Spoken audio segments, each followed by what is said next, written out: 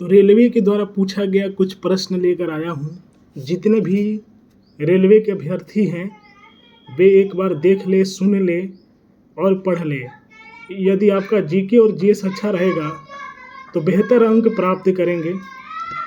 तो पाश्चुरीकरण की प्रक्रिया में दूध को 62 डिग्री सेंटीग्रेड पर 30 मिनट तक रखा जाता है।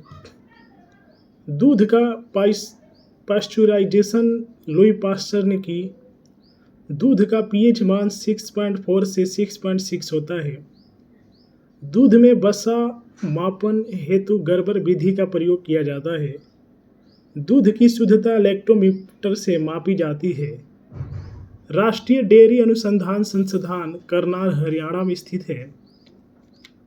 डॉक्टर वर्गीज कुरियन को भारत में श्वेत क्रांति ऑपरेशन फ्लड का जनक कहा जाता है। राष्ट्रीय डेयरी विकास बोर्ड की स्थापना 1965 में हुई, जिसका मुख्यालय गुजरात के आनंद में है। श्वेत क्रांति दूध उत्पादन में तीव्र वृद्धि से संबंधित है, जिसे सार्थक करने के लिए 1970 में ऑपरेशन फ्लड की शुरुआत राष्ट्रीय डेयरी विकास बोर्ड द्वारा की गई। ब्लास्ट रोग धान से, हरित बाली रोग बाजरा से, अग्नि राजा रोग सेब से संबंधित है। मक्का में पाया जाने वाला प्रोटीन जीन है। कल्याण पत्ता गोभी की उपजाऊ किस्म है। अंगूर लता टमाटर की प्रजाति है। फूलों की खेती फ्लोरिकल्चर कहलाता है। फलों का अध्ययन पोमोलॉजी कहलाता है। वृक्षों वनस्पतियों की खेती का अध्ययन वृक्ष संवर्धन कहलाता है। वनों और जंगलों का अध्ययन सिल्वीकल्चर के अंतर्गत किया जाता है। हॉर्टिकल्चर बागवानी से तथा ओलेरीकल्चर शाक सब्जियों के उत्पादन से संबंधित है। आम का वानस्पतिक नाम मेंजीफेरा इंडिका है। 2,4-D एक खरपतवारवासी है। मिट्टी में नाइट्रोजन की कमी पूरी करने के लिए चना बोने की प्राथमिकता दी जाती है। पौधे नाइट्रोजन नाइट्रेट के रूप में ग्रहण करते हैं।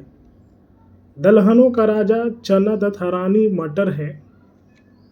दलहनी पौधों की जड़ों में राजाबुबियम जीवाणु पाया जाता है। दलहनी फसलों सोयाबीन का सर्वाधिक उत्पादन मध्य प्रदेश से सोया प्रदेश में होता है।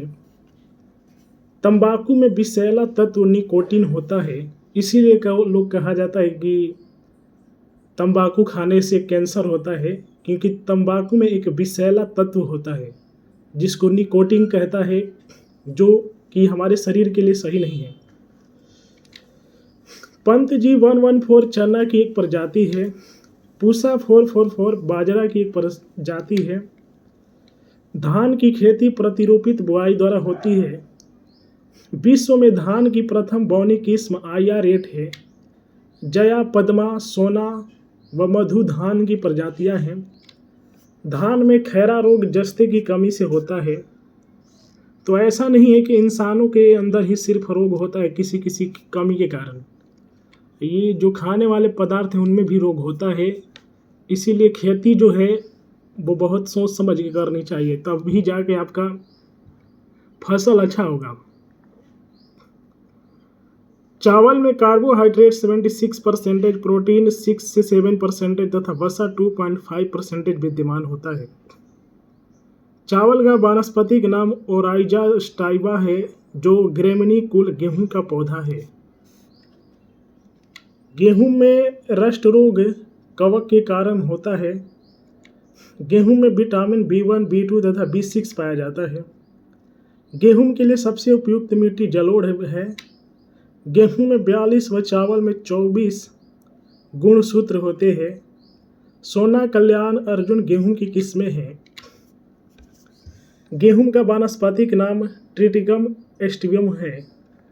गेहूं उत्पादन में चीन प्रथम, भारत दूसरा है। ग्लूटीन नामक प्रोटीन गेहूं में पाया जाता है। गेहूं के लिए औसत तापमान 10 डिग्री सेल्सियस, 25 डिग्री सेल्सियस वार्षिक वर्षा 50 से 75 सेंटीमीटर जरूरी होता है। भारत में हरित क्रांति सर्वप्रथम पंजाब में आई, जिसका सर्वाधिक प्रभाव गेहूं पर पड़ा। हरित क्रांति का शब्द सर्वप्रथम अमेरिका के डॉक्टर विलियम गॉड ने किया था।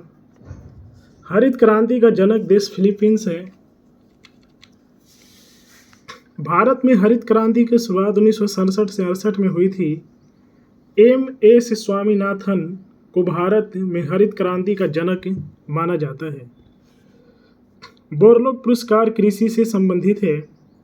हरित क्रांति का विश्व स्तरीय जन्मदाता नॉर्मन ई बोरलॉग अमेरिकी को माना जाता है। विश्व वन्य दिवस 21 मार्च को मनाया जाता है। तो रेलवे के द्वारा कृषि एवं पशुपालन से ये प्रश्न अभी तक पूछा गया है। आने वाले शिफ्ट में कभी क्या करता है, इसी में से कोई एक प्रश्न उठा लेगा और आप लोगों से पूछ देगा।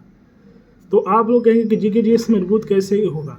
तो जीके और जीएस को मजबूत करने का सबसे बेस्ट तरीका है सुनने का। यदि सुनेंगे तो दिमाग जो है सुनने में बहुत माहिर है, जो सुनता है वो कैप्चर कर लेता है।